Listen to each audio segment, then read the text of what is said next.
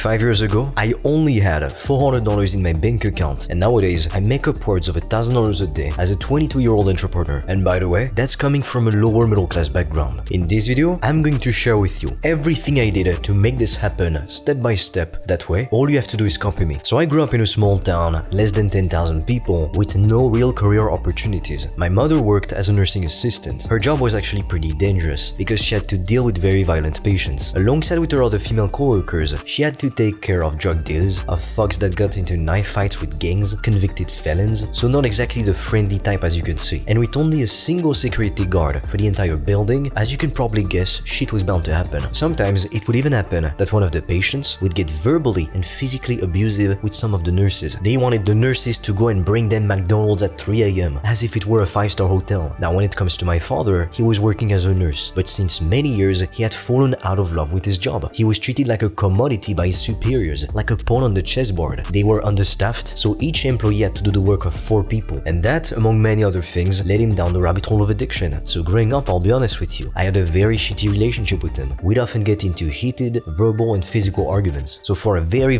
long time I hated him, and part of me still has that now, because that's how deeply it affected me. And so every day my younger sister and I, we'd hear my parents complaining about the price of food, complaining about the price of gas, electricity, literally of everything. And to some degree I get it. When you don't make much money, every cent and every dollar matters. But without realizing it, what my parents were doing was essentially making us develop a scarcity mindset. If your child grows up in an environment where they never feel like they have enough, they always feel frustrated, it can do one of two things. It can make them settle for mediocrity because they believe they can't have more, or it can make you want so much more. And luckily for me, it did that. It made me so hungry for life and for success, because I saw my parents breaking their backs only to earn breadcrumbs. I saw how depressed it made my father. He was often on medication because of his job. I didn't want to end up like him. I just didn't see the point of working a miserable job that you hate just to pay your bills or taxes, to make enough money to pay your living expenses, but not enough to actually enjoy life, to be free, to travel, to spend money on nice shit, to reward yourself for all of your hard work. So the lesson I found there is that I needed to use my pain, my frustration as fuel to move forward, to accomplish big things, to become financially free. Because I'll be honest with you, all the people I knew growing up in that environment, they either ended up doing drugs, doing some illegal shit, being like small thugs and small criminals, or they ended up settling for a mediocre job, accepting an average mediocre life. A life that makes them deeply frustrated and deeply depressed. But I chose to act different. I didn't want to end up trapped in a job for the next 40 years of my life, because I knew how precious time was and how precious life was. So I chose to use the pain I felt as building blocks to build my dreams. I'll be completely honest with you, there are plenty of moments in my life I just didn't see the point of carrying on, and I just wanted to fucking die. But the reason I always kept going is because for some reason I had this feeling in my gut one day I would be successful. One day I would have the things that I want, the abundance and the freedom I was dreaming of. One day I believed it would be worth it. And while I grew up surrounded by average people with a scarcity mindset, at the same time at school I would see these wealthy kids getting dropped off in extremely luxurious Mercedes sedans and brand new Porsches and Audis, and I was amazed. I was envious of these kids because honestly, they weren't different than me, they just had gotten lucky at birth. They were walking around with expensive clothes, and I remember the first day I walked into that school, I was the new kid, and people made fun of me because my bag was cheap, when that's not even the funniest part of the story. Just a few weeks before the first day of school, we were outside with my parents, and we found $50 on the floor, and we literally used that money to buy a new bag for me for school. So the bag was brand new, but because it wasn't an expensive brand, people shit on me for it. And these same kids, every year, they would get the latest iPhone, while at the time,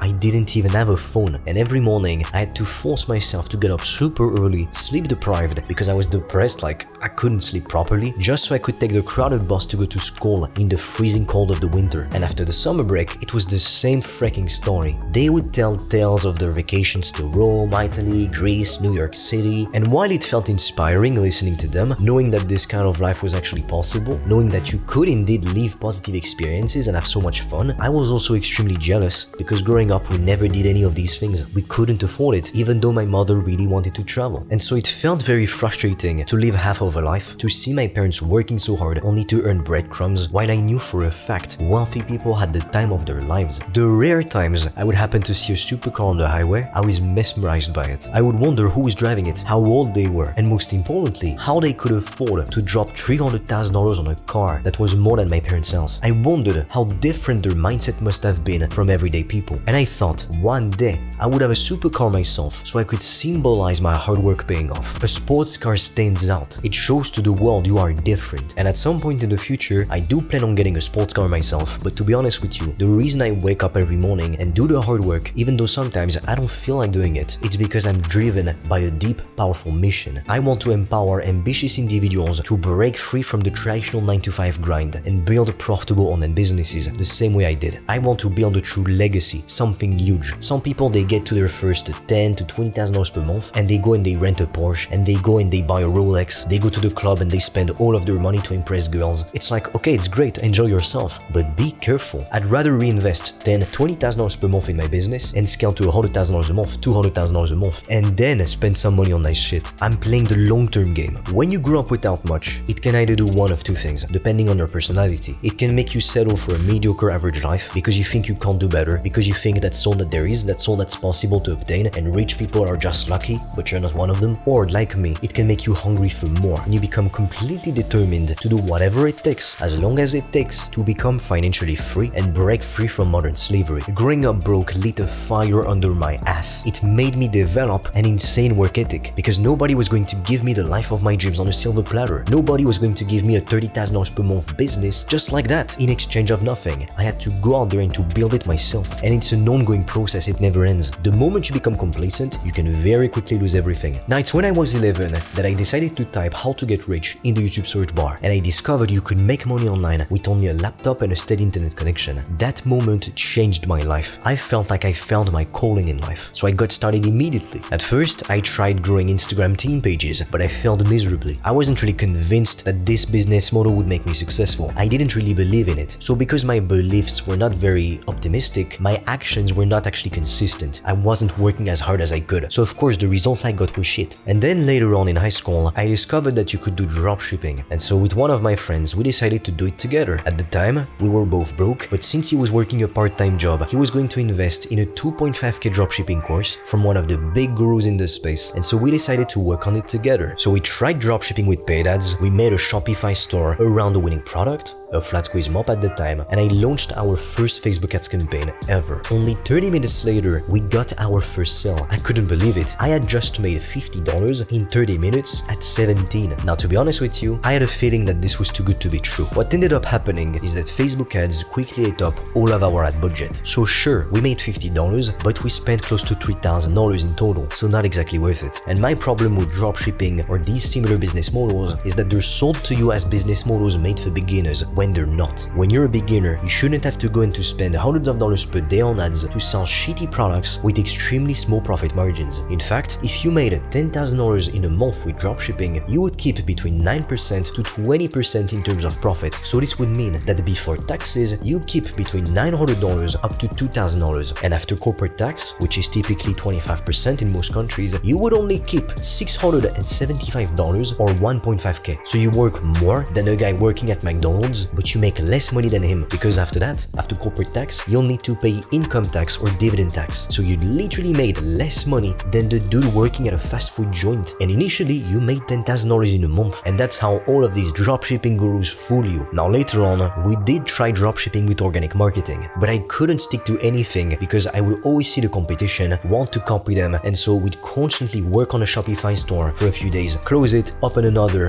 based on another product, do it over and over again. Because I had shiny object syndrome, I couldn't focus on anything. I wanted to find the best thing to do, when deep down I knew dropshipping was a shitty business model. So that essentially taught me two lessons. First, I needed to learn to focus on myself and to put my blinders. Because I was too focused on the competition, I never gave something enough time to actually produce results. And that prevented me from becoming successful. And the second thing is that I knew I needed to work on a better business model. But at the time, I simply wasn't willing to take that leap of faith. It's not until I transitioned into selling services and consulting online that I was able to see real tangible success. I've seen the most amount of people start from nothing and become 6 to 7 figure earners with this business model. At first, I was doing done-for-you lead generation services for entrepreneurs. If you take a look at the first videos I posted on my channel back in September of 2022, they were essentially video sales letters that I would show some of my prospects before they hopped on a call with me. Then I stopped doing done-for-you and I started to consult entrepreneurs on how to grow their businesses. And nowadays, I help ambitious individuals to start a profitable online business and scale to $10,000 to $15,000 per month in profit. Now, back when I was doing done-for-you lead generation services, my first customer paid me something like $300 $1,500, but then I was able to increase my prices and charge multiple 4 figures per customer, and that's how I was able to have my first $1,000 a day in sales as a 21-year-old. Now look, you need to make a choice. You can keep watching YouTube videos on how to make money online, but doing that won't earn you more money. Or if you're committed to starting your business so you can become financially free, you can check out the free video I leave in the description below, because I'm literally sharing with you everything I did step by step in detail to be able to close my first $1,000 deal with a complete stranger. That way, you can literally replicate what I've done, or you can directly book a free call with me or my team and we'll see if we can help you. All of the links will be in the description. That being said, if you found this video helpful, share it with a friend, and together, let's blow up this YouTube channel to empower ambitious individuals across the globe to become financially free.